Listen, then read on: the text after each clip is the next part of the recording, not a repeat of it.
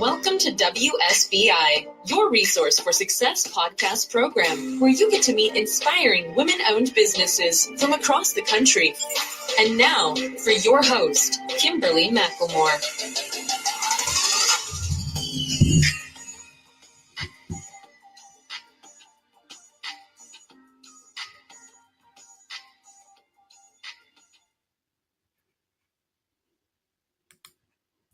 Hello. Welcome to another night of sharing. My name is Kimberly McLemore, and I am your host. And of course, with us, we have Diana George, who is the president of By George Solutions. By George HR Solutions. By George HR Solutions lives through core values and works with companies to ensure they are used daily, transforming employees into valuable resources. Ms. George has worked with global companies with an international presence, such as BOSE and the luxury watch brand Omega. With her leadership, she was able to put together winning teams that contributed positively to their organizations. Diana maintains that integrity is the most vital and strongest trait of any organization. With over 3 decades experience in a career that has encompassed leadership in retail, nonprofit, health and wellness, and the private sector, Diana works with companies to realize and strengthen the resources they have with their employees. Without further ado, let me introduce you and bring on our wonderful guest, Miss Diana George. Hello. How are you this evening? I'm doing good, trying not to mess up my introduction of you. How are you doing? I am doing wonderful. I'm doing great, thank you. And thank you so much for having me on the show tonight. Oh, it's my pleasure, and it's so good to see you again because I haven't seen you in several months since we were together in another event. Gosh, it's probably been, about 4 or 5 months, maybe longer. So I think it was October. Time has been flying by. I feel like it's been longer because I'm going crazy all the time with all the things that I'm doing, but it's actually great, like I said, to see you again. And I thank you for taking the opportunity out of your busy schedule to come hang out with me on my show this evening. So, Diana, why don't you just tell the listeners just a little bit about yourself and what you've been up to lately?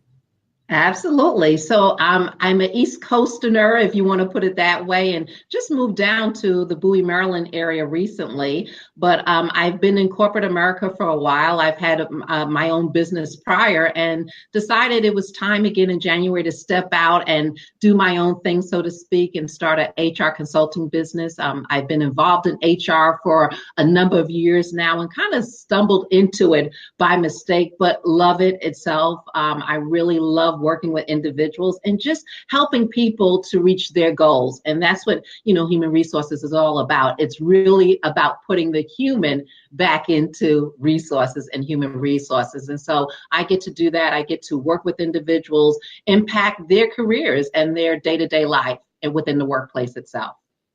Yeah. And we talked a little bit earlier about HR, and I was teasing you about the fact that I'm like, this is something I could never do because I don't have the patience to do that.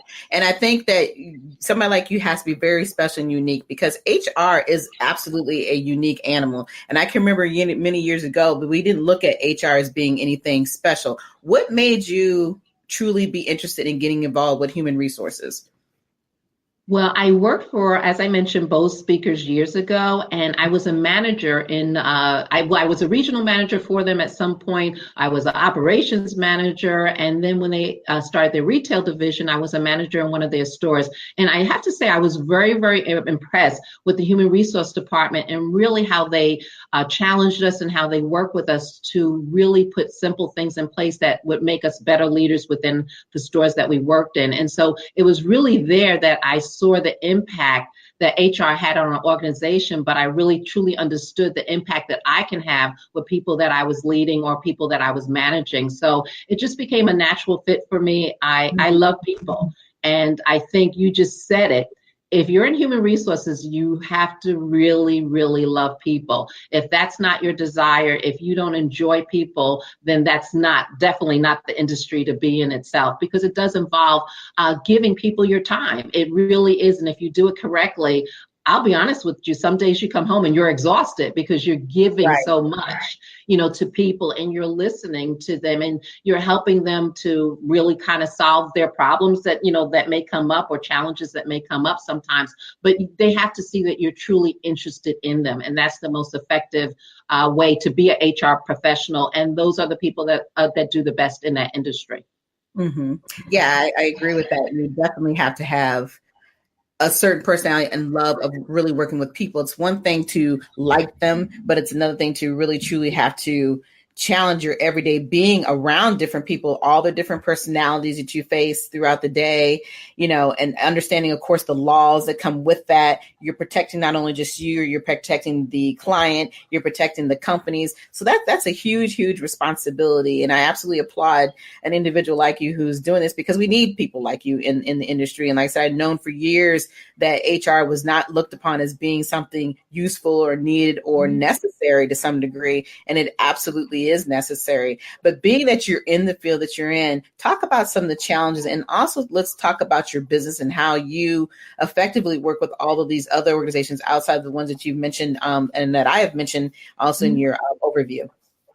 Sure. So one of the things in human resources is just having people understand, especially sometimes executives and people that are at the top, just how important the employees are, because your employees are your best brand ambassadors for the company. And I always say you can have the best product in the world, but if you don't have somebody to represent that product, you're still not going to expand or do as well as you want to do. And so it's very important to invest in employees and to really make sure that you know what's going on with them and that you have happy employees. Because I always say a happy employee is a productive employee. If you have employees that are not happy, to the contrary, you're not going to have production that's there. You're going to have a lot of employee relation issues. You'll have a lot of other things that go on. And so being able to step in and help organizations to understand that itself is very critical. Another thing that happens with human resources, and a lot of people don't realize, that part of the organization helps to establish what the organization looks like. Everything from your company, your culture, your procedures, your policy itself, all that is established within HR. That employee, we touch so many people from the time that person comes to work within a particular corporation until the time they retire or leave. Everything from onboarding to, the initial interview process to employee benefits to employee relations. Everything that goes on in the life cycle of that employee is really done by HR. And so it's important to have HR not only navigate throughout the whole organization, but really be able to touch every aspect of the organization and know what's going on. Yeah, you're absolutely right. Think about that until you just said how we're with you from the very middle, from the beginning to the middle to the end of whatever amount of time we're there for a career. So you are touching our lives in a very important way. And I think it is absolutely important that these companies realize that. I know I've been with several companies throughout the years, and that was always the weakest point that I'd seen within the company was always the HR department. There never seems to be that real good connection that the employee has with the HR. And I think a big part of it is that because we were always standoffish with that, you didn't know if you could actually come to them. You didn't feel comfortable enough to wonder, well, what's going to happen? If you do go to HR, through the company, how are they going to look at you? So I think there's all those pieces that come to play. And so I think it's important that what you are providing as a service to these companies is that you're making them realize how important these employees are, because we are important. And a lot of times they seem to forget that. It's like, without us employees, granted, you have the great ideas. We all understand when we're in business, we all feel we're number one and we run the show and, we have all the right answers, but without having the people to make the company successful, it doesn't matter how great you think you can think, right? So, what you're doing is phenomenal. So, but tell me though, a little bit about some of the experiences that you had, the difference between working with the small entities and your larger companies. Sure. So when you're working a lot of times, and I've had an opportunity to do both, and I think the biggest difference is when you're working with smaller companies, a lot of times they don't understand the importance of documenting everything from the very beginning. And when I say documenting, I mean their process. So they start out and they have this great idea themselves, and they see themselves starting a business. They see themselves expanding, but they still have everything in their head. And so factually, if they're going to expand the way that they want to, at some point, they're not going to be running every little part of it. There will be employees that they hire to do that. And so if they don't have things written up, how to do it, so far as a job description, or have their company culture written down, then you're at the whim of other people determining that for you. So I think from a business owner's standpoint, it's so key and it's so critical for them to start putting those things down when they're starting, and then the initial process because it becomes very difficult later on. Once you've really taken off and you're doing all these great things, to now backtrack and try to do that. And so if you can do it from the very beginning, you have that roadmap as to how that should actually look itself. And then on the other end, you have larger corporations that have that in place. And then sometimes people get lost in the midst of things itself. And so it's not as personalized. And so you don't want to forget that, once again, your employees are your greatest asset. And so you don't want them to just feel like they're a number or that they're not really important. So being able to put a name to the face, and that's very important. And so when I was in corporate America, I ran for the U.S. HR department. And so you're talking the US, you have a lot of people, but I've always made it a habit, and I always made it a point to know all the people that came in. And so they weren't just a name and a face, and they were very surprised that I could pick up the telephone and call them and I knew who they were. And so that said to them that they were important, as well as I had an open door policy itself where they can approach me at any time. And to your point about HR, and especially in larger corporations, there's always that kind of, well, should I go to HR? Should I not go to HR? Right. And sometimes they sit in kind of what I call the ivory tower. And so everybody knows if you're going to HR. And so people are hesitant to do it. And so HR professionals and HR people need to really get out, and they need to be among the people and develop those key relationships themselves so they know what's going on within the organization. So you have on one hand a smaller organization where they're going to know everything and everybody that's there. And on the other hand, you have a larger organization where, as they continue to grow, sometimes that's not the first thing that they're looking at. And so people want to know that they count. They want to know that they're important, and they want to know that they're heard.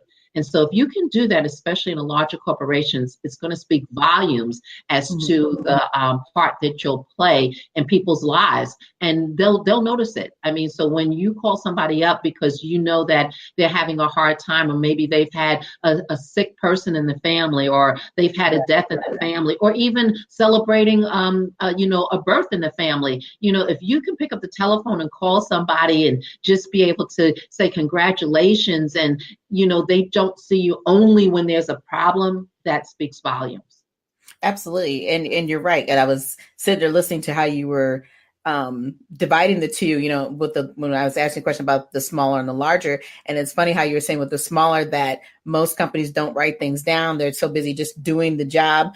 But a lot of times I think once they hire people, they get so busy, but then you have these people who have this thing about job security. They don't want to share those resources. They don't want to tell you how I do it. Then when they walk out the door, what happens is they've taken all the knowledge with them because they're not prepared. These companies aren't prepared. And I think it actually happens on both sides, whether you're large or small. I think I see a lot of that every day. And I think the other big piece about just being in business in general is that people don't realize that you are your HR person, regardless whether you have a large company or not, small, corporate, whatever. You have to be that person to know how to run your business appropriately. Like you said, know how to pick up the phone and remember the clientele that you've spoken to, know their names. And I think that is the most important piece, is that I know that when I talk to HR, they have no clue what I look like. They've seen me one time. They don't try to really get to know you. And especially when you're in a situation, I think, where you have companies who have a lot of contractors who are not working on site. So that's an even bigger challenge. So what do you recommend for those companies who have those types of challenges, who say, hey, most of my employees are off site. How do we get them to be, to have that same security of feeling that we can come and speak to you and vice versa? That's an excellent question. And so if you have an organization where you have employees offsite and you're the HR, representative, then it's up to you to get out to that site. You cannot know what's going on effectively. You cannot build relationships if you're in one place and they're in another. And so it means traveling. And so HR a lot of times needs to get on a plane. They need to get on a train. They need to get on whatever vehicle necessary to get to a place so that they can observe and see for themselves what's going on in a location. And what they'll also find out is that's when people will really open up to them.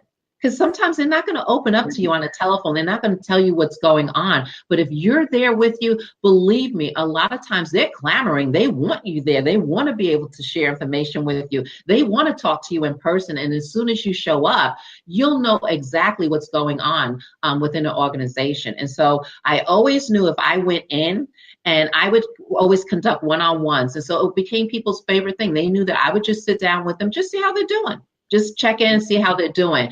The stores or the places that I went where there were issues or problems, you would always have long, lengthy conversations because people just couldn't wait for you to get there. And so now you're their audience, and so they have you, and you're listening to them, and so you would get everything.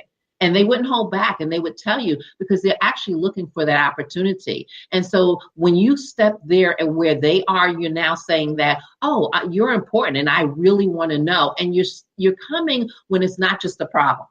So you can't just show up when there's an issue going on, when you may have to terminate somebody, or where there may be issues that are happening. You can't, that's not the only time that you show up. They have to see you at other times, because then you make it comfortable, you make it safe for them to talk to you, because they know that, okay, she's here now. That means something's wrong, and, something's about to go down, and that's not what you want them to feel or think. Right. And you're absolutely right. And those are the experiences I know that I have had throughout the years, especially in this area, because like I said, most of the companies we do know are extremely large. And I think even the smaller ones even have more problems with trying to, attest to coming in and talking to the employees, making the time that they need to have so they can just, like you said, just come in and say hello. Doesn't always have to be, well, you need to do this or you need to do that, or you haven't completed this. And the thing I think that drives me crazy is most when you get nothing but a bunch of emails. Do this and do that. And if you don't do it this time frame, then you're going to be delinquent, so everything seems like it's a threat versus it being something that is necessary. And I think those are the things that are absolutely necessary and need to be worked on with a lot of the companies. And I think having you come in and provide that information is absolutely important, because I still think there's such a huge gap between the employee relationship and the HR relationship. It just never seems to mend. And a lot of it's because of the things that we're talking about tonight. Absolutely. Absolutely. So I guess my next question, though, is that if you were to have another woman or a man come to you and say, look, I really want to open a business, I'm looking into maybe your field, what advice would you give them? I would tell them, well, number one, I would say congratulations, because we need more people, entrepreneurs out there. And I think that people have burning passions and things that they know that they do well and things that they want to do. And so sometimes it's fear that keeps them from stepping out there. So, congratulations. And so I think, doing your research itself, finding out your audience and who you really want to, take this business to itself is really important. And really knowing that you have that product that other people want, because it's all about results at the end of the day. And so you want to be offering somebody some tangible results, something that they want and something that you'll feel good about being able to give them at the end of the day. And doing your research, and then finding other people that are like yourself or even bigger than yourself that you can surround yourself with, because you need that community.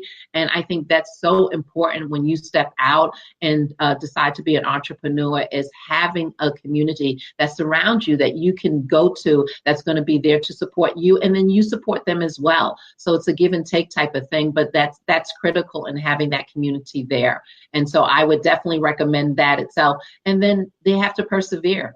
It's one of those things that you're going to have good days and you will have not so good days. And so you have to stand firm in knowing that that's going to happen and not give up when, you don't have those not so good days. But once again, that goes back to your community because you have someone to uplift you, during that time frame. And so that becomes critical itself and making sure that happens. And if you look at all entrepreneurs, they have that perseverance. And you've heard the saying, failure is not an option. And so when you're an entrepreneur and you take a look at all the successful ones, failure was not an option. Regardless of what may happen, you get up, you brush yourself off, and you figure out the way to do it. And it's all about solutions, which there are solutions. And sometimes, you might have to take a look at it from a different angle. You might have to come around from the side or behind, but there is a solution. And so that's what you do as an entrepreneur. You find solutions. Absolutely. And the key word that I heard you say over and over was community. Yes. I love that word community because as they say, it takes a village to raise a child. It's no different than being in the business world. It takes a village to help you be successful. It's one thing to come to the table with the idea, but it's a big difference when once you've got that idea to learn how to run it and to basically know when to stay in your lane and when not to, and when to get out of that lane, right? when things don't work properly. So your advice is spot on. And I think it's great that people start to talk about community because there are a lot of people who come into business thinking that I can just do this on my own. I don't need your help. I don't want you to take all my information because you're going to steal it, so we're going to hoard it and keep it to ourselves. That is not going to be a successful way to be in business because in order to be in business, we all know that we need people, right? We need in order to survive. So, I always try to make people understand that when I'm talking to them about small business consulting is that, we're not here to reinvent the wheel. We're here to make it better. Because that's what we do in business. We all think we can do it better for ourselves. So we definitely need our communities in order to make ourselves grow. But the other quick question I have is that what, in your particular business, what are some of the quick processes that you probably put into place when you're talking to a specific client? So like if the client says to you, I just can't get people to talk to me, what processes do you put in place for them to be successful?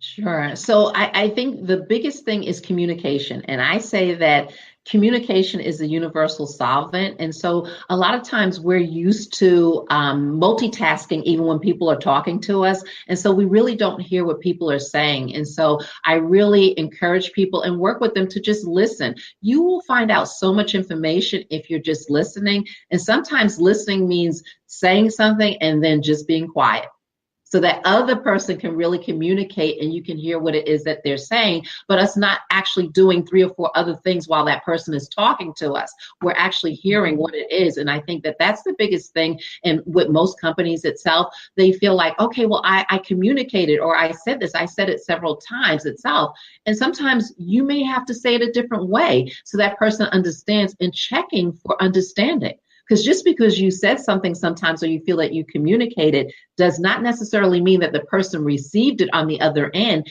and they totally have it or understand it. And so communication at the end of the day, when you're really communicating, you have understanding. There's something that is agreed upon between the two parties that are communicating. And so really helping people to know how to do that. And so we take it for granted. We think, well, I do this all the time. I communicate. I know how to do this. And so sometimes we have to pull it back and then people really see, oh, okay. And so you're really hearing. And so you're being heard. And then the person that you're speaking to is being heard. And you're really having a communication now, because communication actually gets you true results at the end of the day. So if you're saying, okay, I'm having a difficult time and I can't get this person to do something, well, let's take a look at how you're communicating to them itself. And if they're really understanding what it is that you're saying. One of the things that happens also is no one ever wants to be made wrong, or they don't want to appear as if they don't understand. And so as a result of that, it's up to you as that person taking responsibility for what you're trying to communicate to make sure the person on the receiving end truly understands it itself. And so sometimes that takes a couple times asking things in a different way, but checking for their understanding to make sure that you can get whatever results that you're looking for itself. And so with leaders, with management, with supervisors, that's always key. And that's always a critical thing itself. Absolutely. And you're correct. Communication is the number one thing for everything across the board. And that lacks in everything that people do. And especially when it comes to being, I think, in a company environment, people, like I said, sometimes just want to rush you and get through the process. Well, you get this. We've talked about this 100 times. Why are you not doing this? We send you emails. Well, who's to say that they're actually reviewing those emails? And if those emails do come to them, are they truly understanding what's in those emails? So it's I think definitely getting over that frustration of realizing that people are human, and then they still need to have that one-on-one attention so that they won't have these issues. And so they're not coming to your office consistently, or even coming just to complain versus just coming to say hello, or coming to say, hey, I'm coming to file a complaint because of such and such and such, not realizing that if the HR person had taken the extra 5 minutes just to listen to them, they could have probably resolved that problem right up front. So definitely communication is the key. Excellent information here. So I do have a couple more questions for you before we come into the end. So how can the listeners get a hold of you? Sure, absolutely. I am on all social media platforms itself. And so my website is www.bygeorgehr.com. You can reach me on LinkedIn on same thing, by George HR, Instagram, by George HR, Facebook, by George HR, as well as Diana L. George. So on all social media platforms itself. And certainly I would love to hear from people if there's organizations out there that would like to have training for their individuals and see a need to really have someone come in and get everybody on the same page itself. I love the opportunity. That's what I do. That's what I get excited about, because people are exciting. And when you can have happy employees, like I said, it helps the company to expand. Absolutely. Well, it sounds like there should be a book coming out of you or something there. Well, that's my next thing. I am working on a book, but I have to tell you, the book that I'm working on is actually a book for HR professionals, because it tends to be sometimes a lonely world. We only have each other to talk to about things. And so the title of the book is "What About This Seemed Like a Good Idea at the Time?" Because that's the other thing in HR. You actually come in contact with so many different stories, so many different things itself. And so being able to just share that, with other HR professionals itself. And so we can all share the different experiences that we have, but definitely want to be able to do that. And also put out another book out there where people really can go to and understand how, they can be in charge of their own careers. When it comes to being in the workplace, I think sometimes people think, well, I'm limited as to what I can do, and they're actually not. And so there's an opportunity for them to grow in every level and being able to take responsibility for that themselves. That's right. I actually love it. And look, you need a book coach, come see me. Absolutely. My little shameless plug in there. Oh, but lovely. It has been such a pleasure having you on tonight. Diana, do you have any last words? I just tell people if you're an entrepreneur and you have that dream, don't wait. Sometimes we let life pass us by, and, sometimes we have I wish I could have, should have. And so I would say, don't rely on that, and step out. And we all have these talents that we have that we are meant to share with the world. And the things that we do well. And so take what that is and step out and make that a reality, because sometimes what you have as a gift is not just for you, it's for you to share with other people and share with the world. Amen. Absolutely wonderful. Again, thank you for coming on, Diana George. You have been phenomenal. It has been great to see you again. I hope I get to see you soon in the near future. Absolutely. I think there's a holiday party that is coming up soon. There is. I'm going to be the hostess, so I expect to see you there. Absolutely. Bring some friends. Absolutely. All right. Well, thank you again for coming on and sharing your story with us this evening. It has been such a pleasure. Thank you so much, Kimberly. You have a great evening. All right. You too. Thank you, Diana. Okay. Bye-bye. Bye-bye. All right. For everyone else, thank you all for coming in and tuning in tonight on the show. Again, as I said, my name is Kimberly McLemore, and I have been your host for this evening. And for those who may be interested in reaching out to me and would like to be a guest on my show, all you have to do is simply send me a short bio and a logo, of course, and a professional picture of yourself. And you can send it to my email address at Kimberly M. McLemore, be KMM123MCLEMRE@gmail.com. If you'd like to be a guest in 2019, please, if you're truly interested, get your information to me as soon as possible, because I am filling up very fast for the following year. We're already into April and it is full. So please, if you want to be a guest and you're truly interested in wanting to come on and share your story and tell us about your business, just reach out to me as soon as possible. But until next time, you all have a great evening. And next week is actually a holiday, and so we will not be live here. WSBI will be closed during the Thanksgiving holiday, but we will be returning next week. And I will tell you, the following week we have a phenomenal show coming up. I've got 2 amazing people coming in. I think that you are going to enjoy for the following week. And we have Kenyon Salo, and then we have another young lady. I'm sorry, my brain is like dying here. But we have 2 phenomenal guests coming on at the same time the following week on the 29th. So we're going to have an extended show on the 29th because we're going to be missing out on Thanksgiving holiday next week. But enjoy your holiday. And until next time, you all have a phenomenal evening. Take care.